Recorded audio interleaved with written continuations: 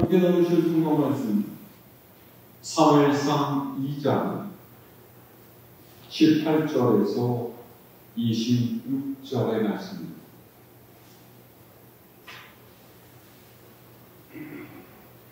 사무엘상 2장 18절에서 26절까지 구약성서 410년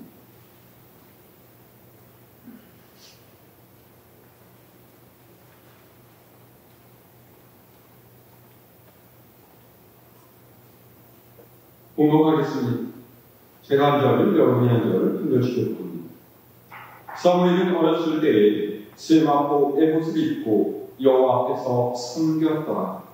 그의 어머니가 매년 드리는 제사를 드리러 그의 남편과 함께 올라가는 날마다 작은 버섯을 지어다가 그에게 주었더니 엘리가 엘가나와 그의 아내에게 축복하여 이르되 여호와께서 이 여인으로 말미암아 네게 다른 후사를 주사 이가 여호와께 간구하여 얻어 바친 아들을 대신하게 하시기를 원하노라 하였더니 그들이 자기 집으로 돌아가니 여호와께서 하나를 부르시사 그로 하여금 임신하여 새 아들과 사랑을 낳게 하셨고 아이 사무엘은 여호와 앞에서 자라니라.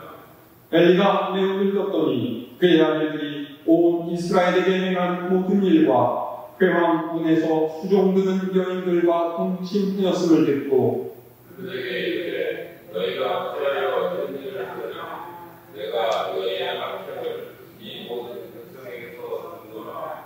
내 아들들아 그리하지 말라. 내게 들리는 소문이 좋지 아니하니라. 너희가 여호와의 백성으로 범죄하게 하는도다. 사람이 사람에게 범죄하여 너희들이 심판하게 되리와 만일 사람이 여호와께 범죄하여 누가 그를 위하여 간구하게 되리라. 그들이 자기 아버지의 말을 듣지 아니하였으니 이는 여호와께서 그들을 죽이기로 뜻하셨으니라. 함께합니다. 아이 사무엘이 점점 자라니 여호와와 사람들에게 은총을 더욱 받더라. 아멘. 할렐루야.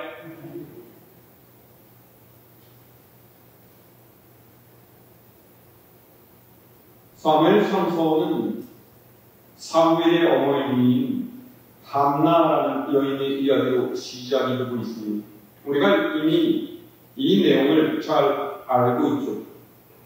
아이를 갖지 못해서 슬픔과 괴로움 가운데 있던 한 여인이 눈물과 한숨에 인생이 그치지 않아 하나님을 의지하고 간구함으로써 응답을 받고 하나님께서 주신 그 아이는 이스라엘 민족의 존경받는 선지자가 되고 그를 하나님께 드렸던 어머니는 하나님께서 갑절로 주시는 복을 누리며 살게 되었다는 아주 아름다운 이야기가 바로 한나의 이야기입니다.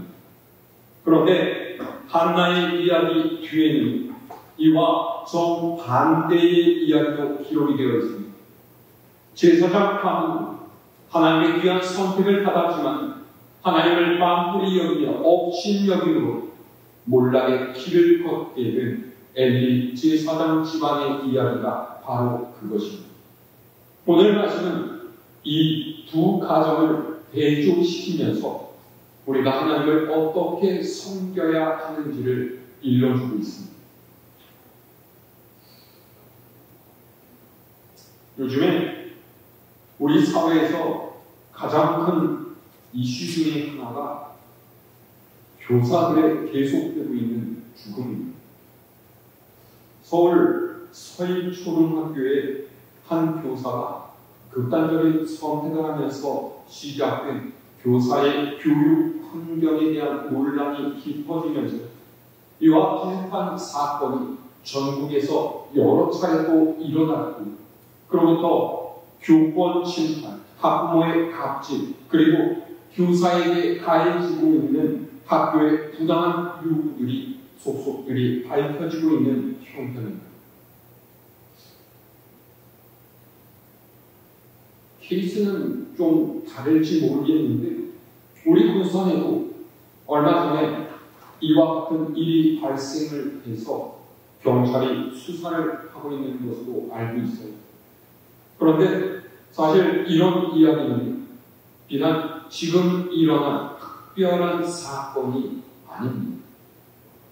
좀 시간이 지났지만 예전에 한진그룹 조양호 회장 일가의 범법 행위와 갑질이 굉장히 큰 사회적 이슈로 부각된 일이 있었습니다. 여러분 기억나십니까?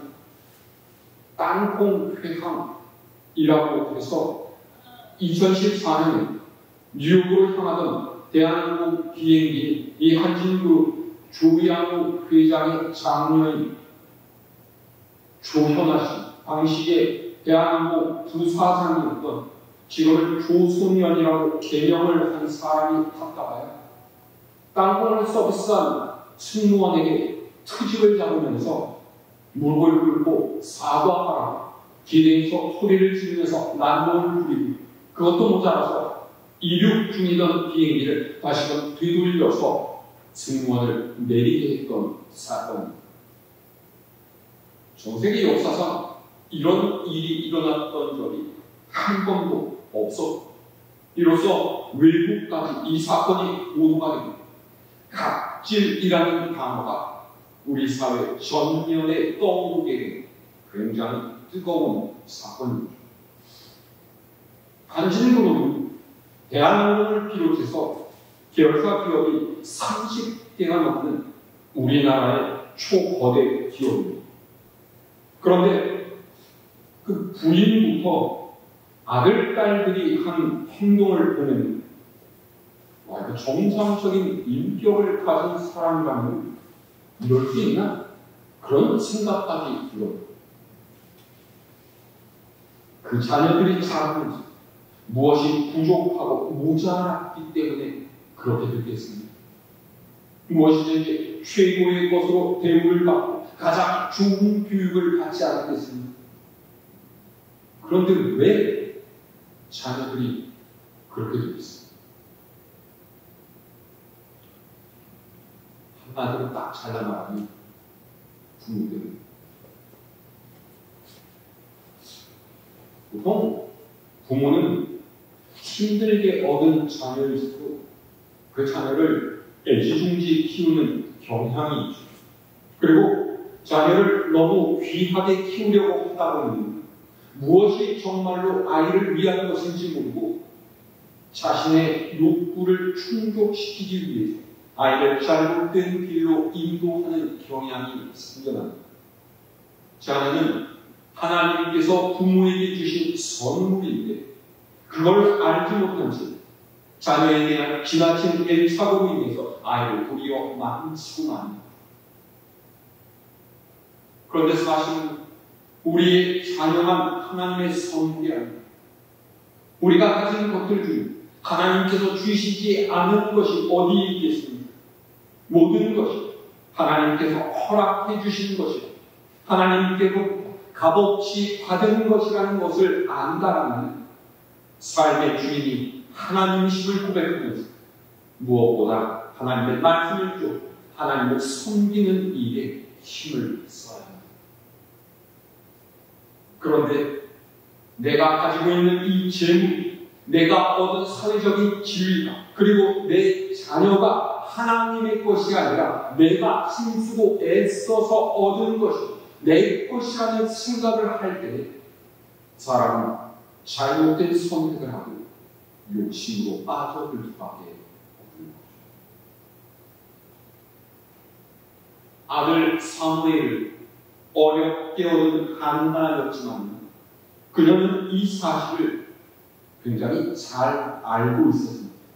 그래서 그녀는 이렇게 고백해요. 자, 우리 오늘 말씀 위로 쭉 올라갔어요. 사무엘상 2장 6절에서 7절 말씀 함께 읽어볼까요? 6절로 7절까지 시작. 여호와는 죽이기도 하시고 살리기도 하시며 수월에 내리기도 하시고 거기에서 올리기도 하시는도다. 여호와는 가난하기도 하시고 부하기도 하시며 낮추기도 하시고 높이기도 하시는도다. 아멘.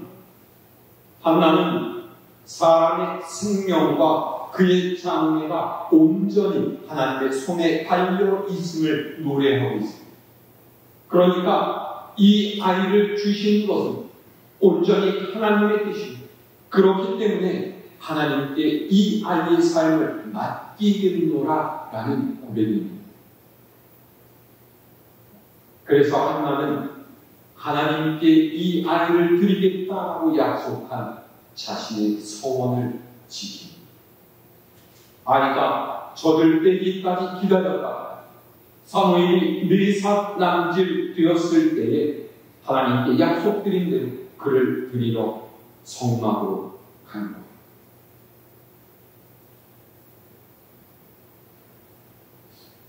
저는 부모가 아니라서 이 심정을 잘 모르겠습니다. 여러분 생각해보세요. 그렇게 어렵게 기도해서 간신히 얻은 아들, 이제 막 뒷동거리면서 잘 다니기 시작한 그 귀여운 아이, 자신의 품으로부터 먼 곳으로 떠나보내야만 하는 엄마의 심정이 어땠겠습니까?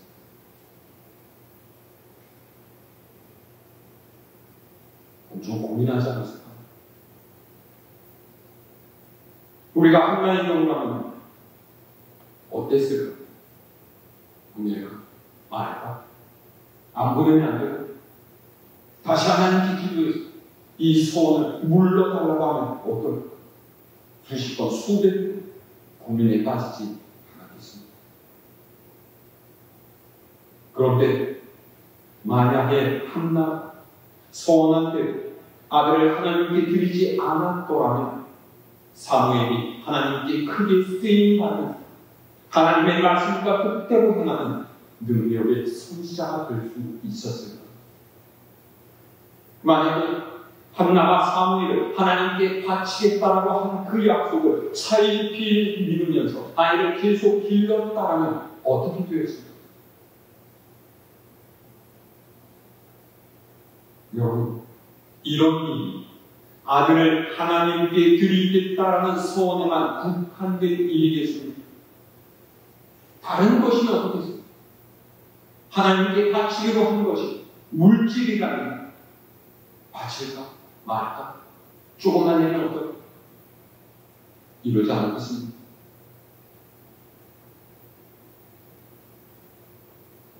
우리가 손에 쥐고 있는 것 중에 어느 것 하나라도 놓치면 큰일이 날까 걱정한다는 그 사람은 진정으로 하나님을 향한 믿음을 갖고 있는 사람이 아닙니다. 가진 것 놔보세요. 살 수 없을 것 같지만 살 수 있습니다. 왜냐하면 하나님께서는 그분을 존중하고 하나님께서 내 삶의 주인이 되신다고 인정하는 사람을 잊지 않고 돌보시고 붙드시는 분이시기 때문에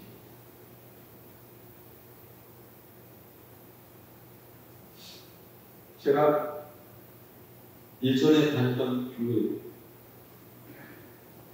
식당을 운영하는 집사님 부부가 계셨어요.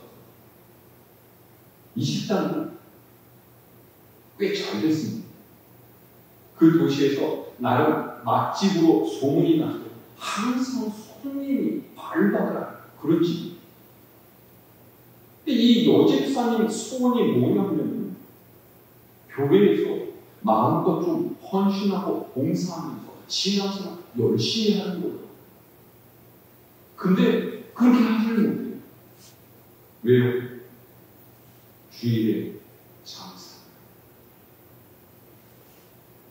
못 나오는 건지, 안 나오는 건지 모르겠는데, 그러면서 제가 신방을 하는데, 자기는 정말로 신앙생활 열심히 하는 게 소원이라는 거예요. 뭐가 문제입니까? 인생을 하나님께 맡기지 못하고, 교회를 가야 되는데, 주일에 가게 손님이 제일 많은데, 가게 문을 열어서 한 푼이라도 더 벌어야 되는데 하나님을 생각하는 것보다 이렇게 물질에 대한 생각이 앞섭니다. 가게를 가고서 교회에 올 수가 있겠습니다. 믿음은 입으로만 떠드는 것이 아니라 삶에서 구현되지 못하는 아무런 의미가 없습니다. 한나는 그녀의 인생에서 가장 필요하고 가장 간절하게 바랬던 자녀를 얻었지만 그 자녀가 하나님의 것임을 알았기 때문에 사무엘을 하나님께 드렸습니다. 그리고 하나님께서는 이런 한나의 마음을 아시고 그녀에게 또 다른 자녀를 허락해 주십니다. 자, 21절의 말씀 우리 한 번째 21절의 말씀 시작.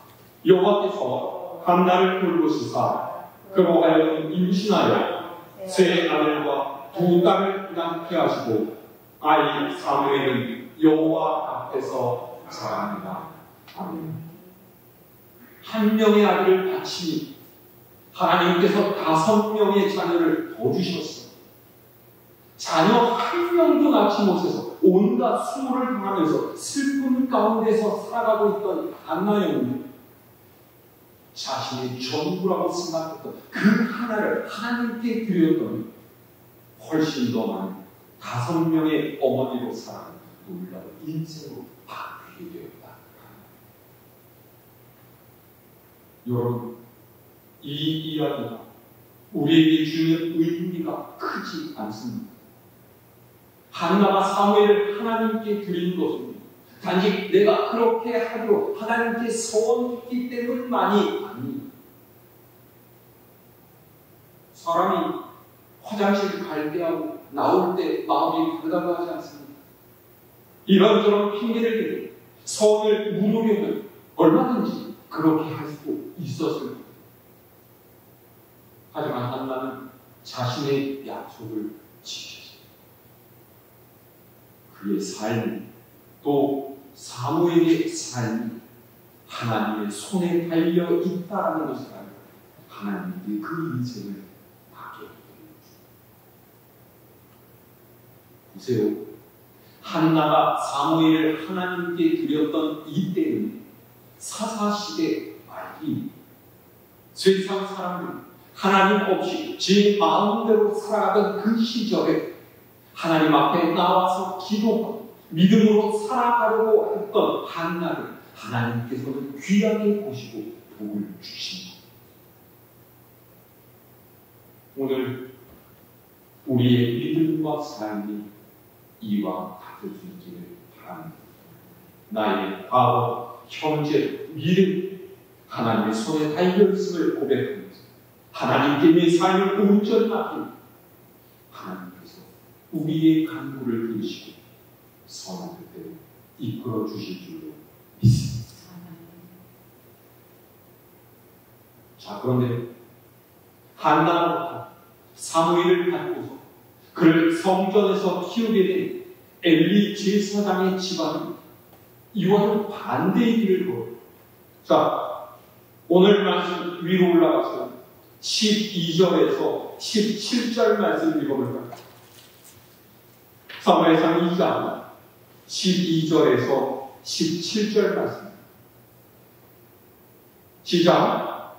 엘리의 아들들은 행실이 나빠 여호와를 알지 못하더라. 그 제사장들이 백성에게 행하는 관습은 이러하니 곧 어떤 사람이 제사를 드리고 그 고기를 삶을 때 제사장의 사환이 손에 3살 갈고리를 가지고 와서 그것으로 냄비에나 솥에나 큰 솥에나 가마에 찔러 넣어 갈무리에 걸려 나오는 것은 제사장이 자기 것으로 가지되 실로에서 그곳에 온 모든 이스라엘 사람에게 이같이 할 뿐만 아니라 기름을 태우기 전에도 제사장의 사환이 와서 제사 드리는 사람에게 이르기를 제사장에게 구워드릴 고기를 내라.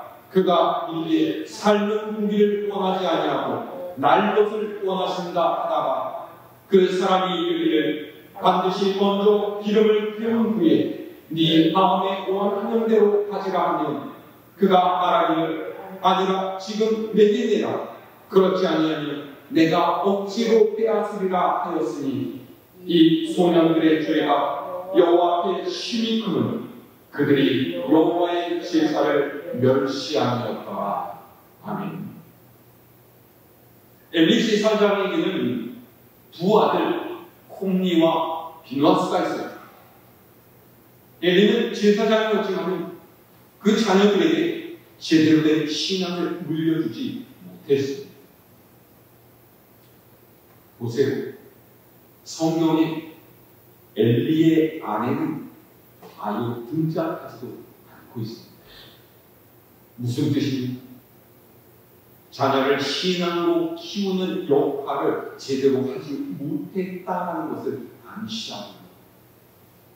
12절 엘리의 아들들은 헌신이 나빠서 여호와를 알지 못하더라. 이렇게 되어 있습니다. 어땠다고? 행실이 나빴다. 그런데 더 심각한 것은 하나님을 알지 못했다라고 하는 거예요. 이거 굉장히 놀랍지 않습니까? 두 아들이 아버지의 뒤를 이어서 제사장이 되었고 지위도 제상도 물려받았는데 진짜로 물려받았어야만 했던 신앙은 그야말로 엉터리였다. 기가 막힌 것도 아닙니다. 하나님 어떤 분이신지를 알지 못하는 이가 제사장이 되었습니다. 이거 어찌 되겠어요? 하나님께 드려지는 제물을 중간에 강도질하고 회망에서 일하는 여인들과 음행까지 저지릅니다. 하나님께서 거룩하게 성별하신 제사장입니다. 그 제사장은 앞질러서 하나님 앞에서 죄를 범하고 있었다라는 것. 그런데 정작 아버지 엘리는 이를 까맣게 모르고 있다. 나중에서야 듣고서 아들들을 훈계합니다. 자, 22절에서 25절까지 읽을까요? 22절에서 25절까지 시작. 엘리가 매우 늙었더니 그의 아들들이 온 이스라엘에게 행한 모든 일과 회막문에서 수종드는 여인들과 동침하였음을 듣고 그들에게 이르되 너희가 어찌하여 이런 일을 하느냐. 내가 너희의 악행을 이 모든 백성에게서 듣노라. 내 아들들아 그리하지 말라. 내게 들리는 소문이 좋지 아니하니라. 너희가 여호와의 백성으로 범죄하게 하는도다. 사람이 사람에게 범죄하면 하나님이 심판하시려니와 만일 사람이 여호와께 범죄하면 누가 그를 위하여 간구하겠느냐 하되 그들이 자기 아버지의 말을 듣지 아니하였으니 이는 여호와께서 그들을 죽이기로 뜻하셨습니다. 아멘. 엘리가 타일 따고 타일 넣지만 이제는 자식들이 머리가 컸다고 들은 척도 하지를 않습니다. 이들에게는 하나님을 두려워하는 마음도 없었고 양심이나 죄의식도 없어서 그야말로 구제불능의 상태가 된 것입니다. 여러분, 이 집안이 어떻게 되었는지 우리가 너무나 잘 알고 있지 않습니까? 엘리의 두 아들이 전쟁터에 나가다 칼에 맞아 죽고 이 소식을 들은 엘리도 너무 놀라 의자에서 넘어져서 목이 부러져서 죽고 말았습니다. 하나님께서 치시기로 하시니 온 집안이 폭삭다. 왜 말했습니까? 여호와 하나님은 만불이 여겼기 때문에. 만불이 여겼다라는 말이 무엇입니까? 쉽게 말해서 갖지 않게 여겼다, 우습게 여겼다, 억실히 여겼다, 존중하지 않았다, 이런 뜻이죠.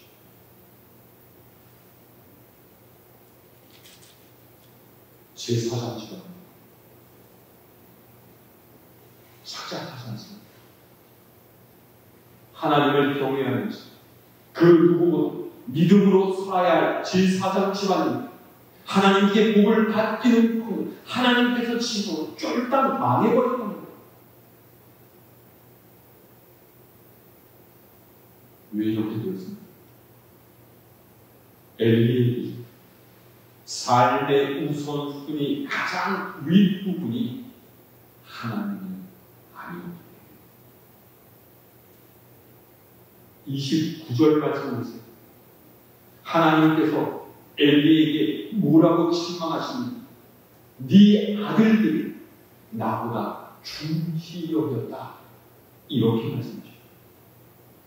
자녀들 하나님보다 더 귀하게 떠받들고 살았기 때문에 바른 신앙을 가르치지 못하고 하나님을 우습게 여기면서 사는 인간으로 키워냈다, 이런 말씀.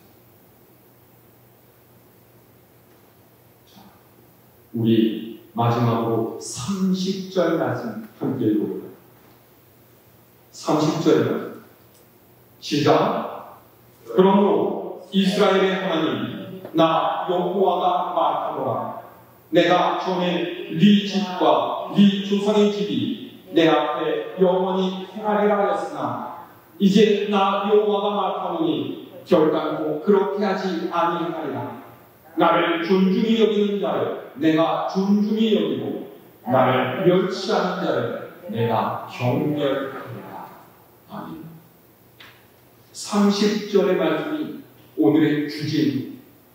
하나님께서는 그분을 존중하는 인생을 존중히 여기실 것, 하나님을 멸시하는 자, 그를 낮추시고 경멸하겠다 말씀하세요.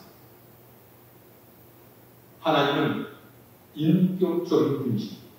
하나님께서는 네 조상과 네 집이 내 앞에 영원히 행할 것이다 말씀하셨습니다.